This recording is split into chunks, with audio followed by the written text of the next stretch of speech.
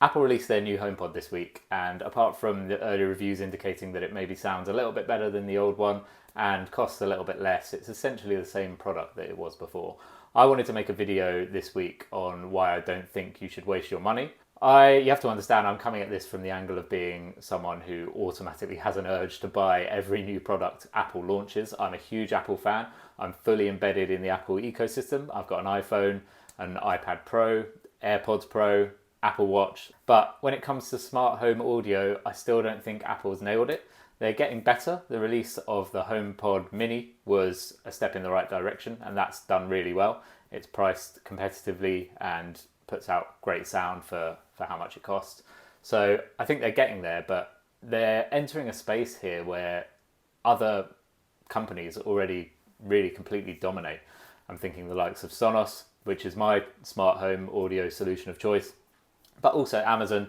There's a huge variety and range of the products in those systems that Apple simply can't compete with yet. And Apple may expand their range in the future, but they're not gonna get there until, for at least another few years. So the competition really has a leg up on Apple, and I think their solutions and their range of speakers are a lot smarter than what Apple has currently. So if we look at the new HomePod here, you can see priced at $299, which is a little bit cheaper than the last generation version. It looks more or less identical, but looks were never an issue. And as I said, early reviews are indicating it sounds a bit better than the last version. But again, sound quality was never an issue on the last HomePod. It sounded really good. So that was never why people didn't buy it. I think the reason people didn't buy the first generation HomePod was because it wasn't representing good value for what it was. It essentially was still just a speaker that you plug in to a wall socket and use in one specific room. In the meantime, since that first generation HomePod launched, the competitors have been putting out much smarter speakers that are more versatile and sit in a similar price point, if not cheaper. So I think the HomePod didn't really know what it wanted to be and where it wanted to sit in the market. And I don't think Apple's brought the price down of this new one enough to really justify that position that it wants it to take up in the market now. So yeah, coming in at $299, it's a fairly big and bulky speaker, similar to the original HomePod. It's going to sound great. There's no doubt that this speaker will sound great, but that was never the issue. So what I would suggest is, if you've got $299 to spend on Apple speakers, you're still better off spending that money on HomePod Minis for the time being. The HomePod Mini is a great product. It costs, if we look over here, click over to the HomePod Mini, £99 for each HomePod Mini you buy. Obviously a choice of different colours as well to blend in with your home decor, wherever you want to put them. And what that means is you can buy 3 HomePod Minis for the cost of one new HomePod. Effectively meaning you can have multi-room audio in 3 different rooms for the same price as you could have audio in one room with the full-size HomePod. Or you could buy 3 HomePod Minis and stereo pair them, 2 of them, to have a stereo pair in one room, which, by the way, sounds amazing, and have 1 extra left over for a second room. So you're getting multi-room audio with the HomePod Mini for exactly the same cost. You can cover 2 or 3 rooms with good sound. It's not going to be as good sound as the full-size HomePod, but a lot of the speakers we're going to talk about here are not quite as good sounding as the HomePod, but it's about value for that price point. And I just don't think you're getting the value from £299 for a speaker that will literally just sit in one room all the time. Yes, it's got smarts in it, but pretty much every speaker you can buy has smarts in it now. So that's not necessarily a selling point of this speaker. So I would, if you're intent on sticking with the Apple ecosystem and buying your smart speakers from Apple directly, I would still go with the HomePod Minis for now. I think Apple is looking to expand their smart home offering, and there's rumours of a smart display coming in 2024, but that's a way off still. I think they will put out better products in the future. You want, for that kind of money, a product that is a little bit more versatile than this HomePod is, in my opinion. And this is where some of the other players in the market come in, because if we flick over to the Sonos website, for example, and I've got their speakers here arranged in price order from low to high, and you can start seeing how many products in the Sonos lineup actually come in cheaper than that HomePod. So we start with the Roam SL, which I'll discount that because it's not a smart speaker. It doesn't have a voice assistant built in. So we're starting really from the Roam, which is coming in at £179. Again, gives you lots of colour options. This is Sonos's travel speaker, effectively. It's portable, but it has Wi-Fi and Bluetooth. So when you're at home, it can play a full part in your home multi-room setup, but then you can take it on the go anytime. So you start to see a little bit of the flexibility that other companies offer that Apple haven't managed to crack yet. You've got versatile speakers in the Sonos lineup. So £179. You know, if we flip back over to the HomePod, that's significantly cheaper. It's not sitting in the same space audio-wise as the HomePod, but it's a much cheaper entry point into an ecosystem where there's a hell of a lot of choice of different speakers. So we start flicking through. We're going to discount again the One SL because similarly to the Roam SL, that is not a smart speaker. So we go on next to the One, and the One is a key speaker in Sonos' lineup because I think this is effectively Sonos' equivalent to the HomePod. I'll caveat that by saying that the HomePod is going to sound better than the Sonos One. But in my opinion, and based on the first generation HomePod, and the fact that the new HomePod supposedly has improved the audio a little bit, it's not going to sound better enough than the Sonos One to justify spending £100 more on the HomePod. The Sonos One sounds great. It's small enough to fit into quite small spaces as well, but still sounds amazing. I have several Sonos Ones around my house, and I never need to put them above about 60-70% volume, even when we've got a load of guests over. So it's perfectly good enough particularly for the cost, and when you compare it to the HomePod. If you really want amazing room-bursting sound, then you're going to want something better than the HomePod anyway. You're going to want to come to some of the bigger speakers. For example, the Sonos 5 would blow the HomePod out of the water audio-wise.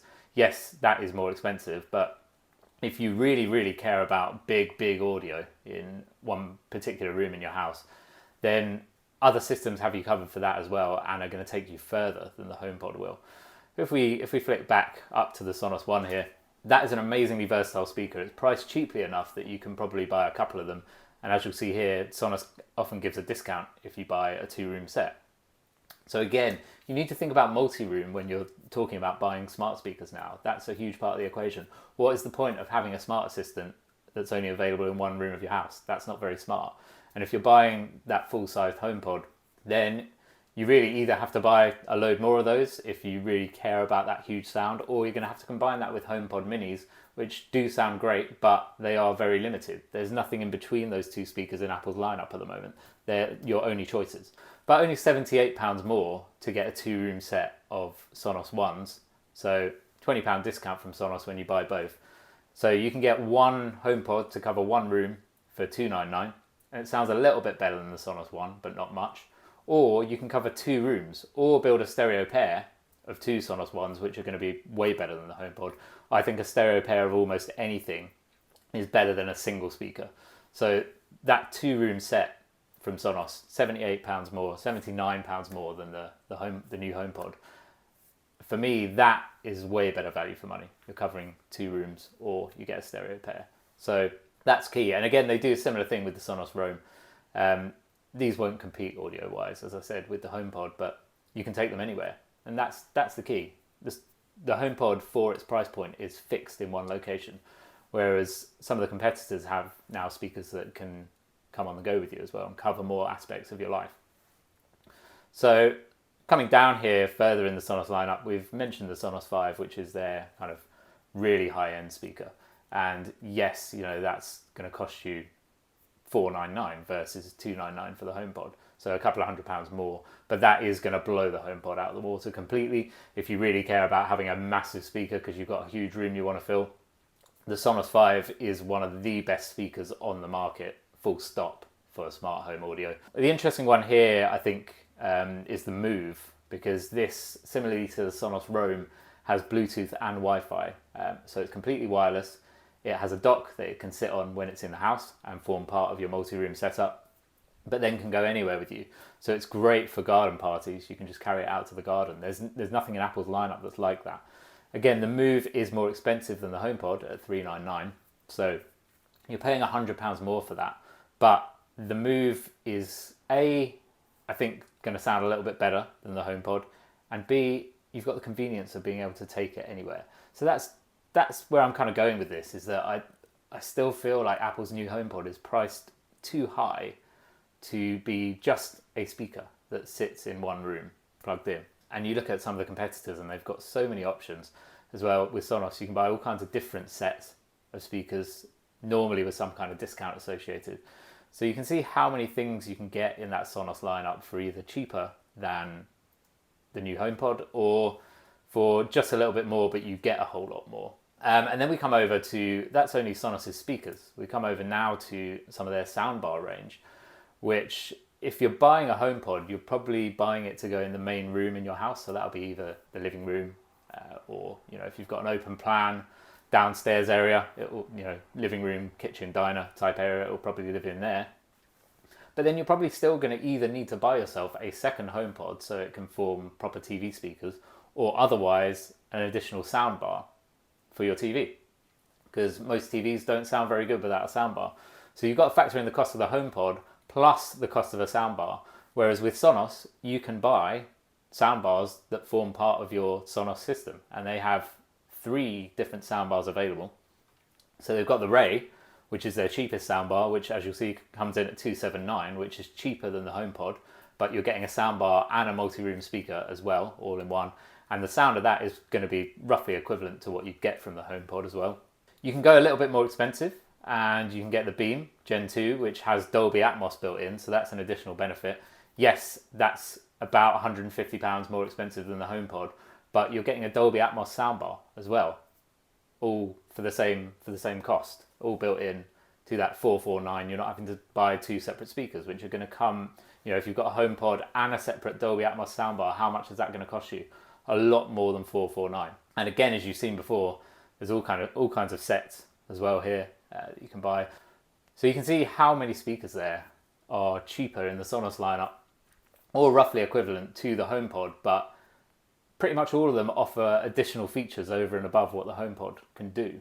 They needed to reduce the cost more because it's all about that value proposition. And I just don't see any value proposition at $299 when Apple simply don't have the ecosystem yet. They may well in the future have that full ecosystem like Sonos have, of loads of different speakers to choose from. They might add portable speakers to the lineup, they might add soundbars. If they're really serious about playing in this space, they will. And there are rumours of a smart display coming in 2024. So they may expand the lineup, but they only have 2 options at the moment. They've got the HomePod Mini. HomePod Minis are great, but where in this lineup is going to cover you for the garden? Where's going to cover you for travel? Nothing, unless you want to be unplugging one of your HomePods and taking it out to the garden every time you have people over. And even then you're relying on an outdoor plug socket for that, which not everyone has. So if you spending £300 on a HomePod, you're buying into an ecosystem that isn't fully fleshed out yet. You're much better off, as I say, if you're dead set on buying Apple smart speakers, start off with some HomePod Minis. Buy a few of those, set them up in a few rooms so you've got multi-room. And then I'm almost certain if Apple is serious about the smart home audio space, they will bring out speakers that are more flexible than the HomePod and potentially better value as well. So hold out for those. But it's not just Sonos either that I think beats out Apple at the moment in this area. The other big player is obviously Amazon, and they've got a whole load of Alexa. I need to refrain from saying that because I've just set her off in the house, because that brings me on to the fact that Sonos speakers also work with your choice of voice assistant. So I mentioned, I'm not yeah, sure. Okay, thanks Alexa. I mentioned that I am fully embedded in the Apple ecosystem. All my devices are Apple, so you might think, why do I use Sonos instead of Apple speakers for my smart home audio? But Sonos speakers play with your choice of voice assistant. You've just seen what my choice of voice assistant is there, but they also are AirPlay 2 compatible. So if you want to use Siri as your voice assistant, you can ask Siri on your phone or other Apple device to play music on your Sonos speakers and it will work. Or you can obviously use your phone to cast that music onto those speakers. So it's fully compatible with Apple Music. It's compatible with AirPlay 2. So you're not, if you buy Sonos speakers, precluding yourself from using Apple's Smart Assistant and HomeKit features. If you want to use those, they will work together. So it's important to note that. But obviously, yes, you've heard her chime in, and the other main big, I mean, I think there are other, obviously, players in this area, but the other kind of king of smart home audio at the moment is Amazon. And I wanted to highlight a couple of the Echo products here, just to show you again that some of the competitors are giving you more variety in what you can add to your ecosystem in terms of your smart home audio solutions. And this is where Amazon in particular, they actually have an advantage over even Sonos, in my opinion, because they have a couple of smart displays here with speakers built in. So the two newest smart displays from Amazon are both really good for different reasons. You can get the Echo Show 15 for $239.99. So again, coming in considerably cheaper than a HomePod, but you're getting that full smart display. It looks like a picture frame style. You can wall mount that, obviously, or have it standing up somewhere. So you're getting audio and video. You can obviously use it to make video calls. You can do a lot more with it than you could just do with a HomePod for less money. Now, this does need caveating with the fact that the Echo Show 15 isn't known for its brilliant speaker quality, so it perhaps doesn't compete audio-wise with a HomePod or even some of the smaller speakers in Sonos' lineup. You are buying this mainly for the large display and the flexibility of being able to mount it, but there's options in the Amazon lineup.